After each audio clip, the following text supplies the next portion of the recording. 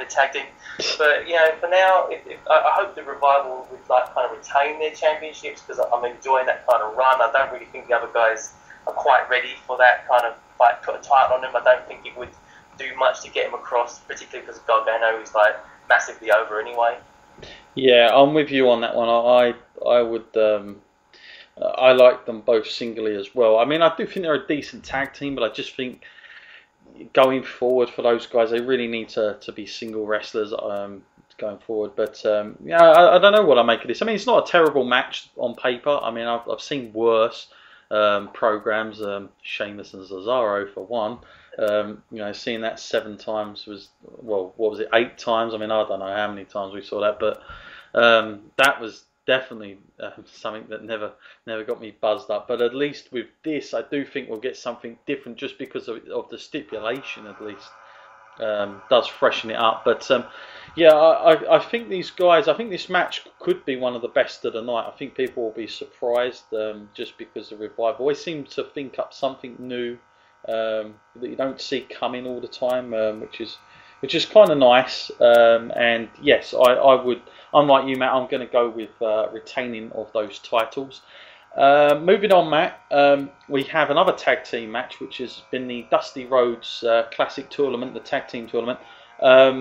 Second time round, Matt, as good as the first, or do you think slightly a little bit different to having Finn Balor and Joe of last year winning this trophy, or at the end of it? Well, I've got to say, when the tables were first announced, I looked at these tables and I thought, wow, this is like a glut of talent on this table. This is going to be an amazing tournament. But then slowly, I was a little underwhelmed, by how many sort of pullouts and DQs and sort of cheap victories there were in this, Sure. And it was pretty unfortunate that what happened to Austin Aries, and that having to withdraw them in the end. But I just kind of feel like we've gone through all that, and we get to the end of the tournament, and you're kind of like, who is this person fighting this person? Yeah. I'm sure they're both great, great teams. The Authors of Pain, they're huge guys, and the strength that they have is quite scary. But it is kind of a thing where they do kind of look quite generic. And the other guys, TM61, they're kind of a little generic as well. Like the indie guys come through. So I'm not excited for this one really at all. If I had to miss a match, I would probably miss it. And I'm not disrespecting the Dusty Rhodes tournament or what it stands for. No, not at all. It feels like something completely different to what it was last year. Like, it didn't really have as much impact. Like, they were doing it for the sake of doing it this year. Yeah, I can't say I've been again with NXT. I don't know what it is in the last couple of months. I just haven't been. I had to do almost like a binge watch of a couple of the episodes that I completely missed, and so I can't say I've really been keeping up with it. The tag team classic, the Dusty Rhodes thing, all that much as I did the year before. But from what I see of it, and it's not been the perhaps as hasn't had the marquee talent in it that perhaps we had last year. Now there is the stipulation there. They're bringing out the shark cage, I believe, Matt, which was as an old it's an old thing that they did back in WCW, isn't it? For the manager to go in in the stipulation. So that'll be the good thing about NXT that I noticed, Matt, is that I don't know what it is. I don't know if it's because Triple H is maybe been a student of the game, and he is a bit old school in his ways. But you see these little things come out that we've seen in the past that have been used, and NXT seems to get a lot of that. And sometimes little things, like I've noticed, like in the main event build up, sometimes they'll stick on this little bit of music.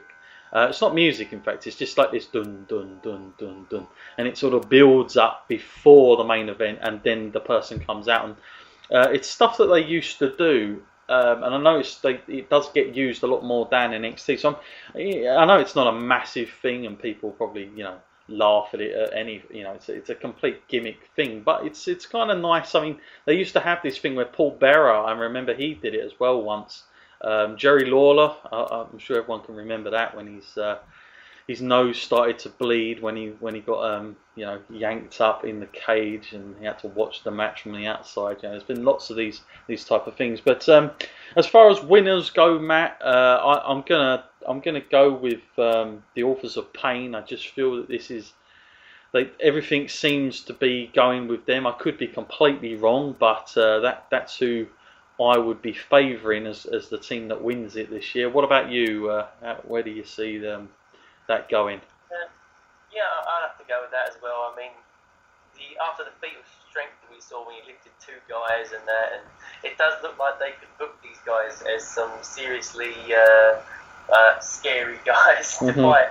So if they want to do that and they want to have something like that to fall back on, then book the. I'd say make the Authors of Pain the winners, because they can brag about that a little bit further down the line. Sure. And now we have Ty Dillinger going up against glorious Bobby Roode, and that music, which is probably the most over music in the entire WWE, if not the world of professional wrestling currently. Which I don't think helps anybody that's a babyface too much going up against him. But Ty Dillinger, Matt, he's somebody that's been around quite a long time now in NXT in general, and we actually got to see him. I remember, he was on like the preliminary matches, I think, when we went to New York. I don't think he was actually on the NXT Takeover show, but he seems to get a little bit of a pop. Like, people are into him. I can't say I'm one of his biggest fans, but I do know that people like him. He seems to get over with fans and the whole 10 thing, and seems to make it work for himself. So I give him credit that he's kind of hung around, and he's not exactly been given all the flattering stuff, but finally there is a little bit of hope and light for this guy. But like I say, he's going up against Bobby Roode, who we all know from his past and how good he is. This feud itself, Matt, have you enjoyed it? Has there been much to it, or is this just somewhat generic and just sort of getting it over the line for a match on at Takeover? Yeah, it did kind of feel like that. They did the whole thing where Bobby turns his back on him and they were supposed to believe that this is the way that Bobby's always been, and Ty knows him so well. If he knew him so well, he wouldn't have let himself in that position. I think it is just a whole thing to get, Bobby Roode has to be on the card. He's going to be over with the crowd. He's like one of the best Canadian wrestlers in the world right now. So I'm glad that he's on the card. It's just, to me, it's a little bit disappointing that he's fighting Ty. If I could have had it my way, I would have preferred if he was fighting someone like Austin Aries, but obviously that can't happen. That's unfortunate. But even someone like Roderick Strong, I know he's new, but he's got the skills, and he's popular from Ring of Honor for sure. Yeah, it's a good point. I'm surprised. You look at the matches, Matt. I mean, there's 5 booked currently. I mean, I'm guessing everybody will be there. They'll be on the prelims if we don't see them on the main Takeover show. But how long does Takeover? Is that getting 2 hours, Matt? Do you know that? I didn't read up on that, but it's normally 2 hours, isn't it, to the Takeover show? I'm not actually sure the time on this event, so I'm assuming so as well. But I wouldn't complain if it went a bit longer. But I think it's a bit short matches to be free. To be fair, they can go over if they want. I mean, they don't have to worry now because it's all networked. It's not like it's completely networked. People cannot buy this on pay-per-view, so they can do pretty much what they want. So I'm sure there'll be no worries about running over time if they do, which is always a good thing. As far as a result on this one, Matt, goes for Dillinger and Roode, I'm going to go really out there, and people will be surprised. But I'm just going to go on the amount of times I've seen homecoming stars in their own towns and home cities or whatever, especially in countries. They seem to lose a lot. I've been doing a bit of research on this, and I tell you, it's quite staggering, the percentage. Almost 85% of the time they always lose. WWE has a real habit of thinking that this works. And I've got a feeling Dillinger may win this one. Matt, that's my prediction for this. Might come out. What do you think about that? Well, it's difficult because they're both Canadians. So, the crowd will win either way because they're going to get a guy from Canada who wins. But in my heart, I hope it's Bobby Roode, and it wouldn't do him too much damage if he lost, I guess, because then I guess people wouldn't be so keen on cheering his glorious music like he's unstoppable force. But I'll say Bobby though, because I'm hoping he keeps momentum going. Cool. So that one's done. Now, moving on, of course, now to our main event of the night, and again, a match we've seen previous, but Shinsuke Nakamura, Matt, before we get into the match, just as him as a reigning champion since the weekend of SummerSlam, the Takeover, how have we enjoyed Nakamura? Have we seen the best? Like, he's now carrying the title, a lot of weight on him, on his shoulders, because obviously he's had to he's pretty much doing the role that Finn Balor was in, essentially, as the babyface. It always seems, Matt, that in NXT, it's sort of the babyface gets the run with the belt rather than the heel. The heel might win it for maybe a month or two, but it's really, other than Kevin Owens, I've not seen somebody, unless they're a babyface with that belt most of the percentage of the time. And Shinsuke Nakamura is that guy currently. Are we enjoying what we're seeing from Nakamura, or are they WWE sort of doing, or NXT as it is, doing right by him at the moment? And because the only thing that worries me is lack of competition for him down there. I mean, when you look past Joe, Matt, I mean, who really? I know Bobby Roode is on the way, perhaps, but I mean, it's not. There's not a lot there. I mean, if people know Nakamura the name, you'd think, well, nobody should be in his league as it stands anyway. But is that a bit of a problem for the NXT roster currently with him as the reigning champion? Yeah, it's a little bit as well, because especially when I'm looking at him and I'm thinking, well, in my mind, I'm kind of thinking Nakamura will win.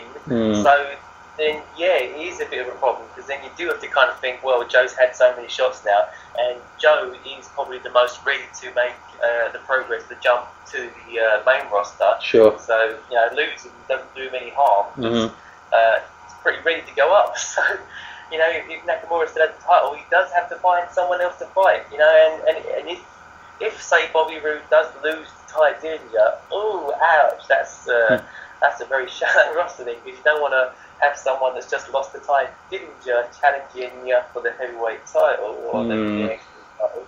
So, I can only hope that they have a secret plan up their sleeve here, because otherwise we might get what we're getting with Mickey James and have to have someone come back and wrestle Nakamura out of the blue.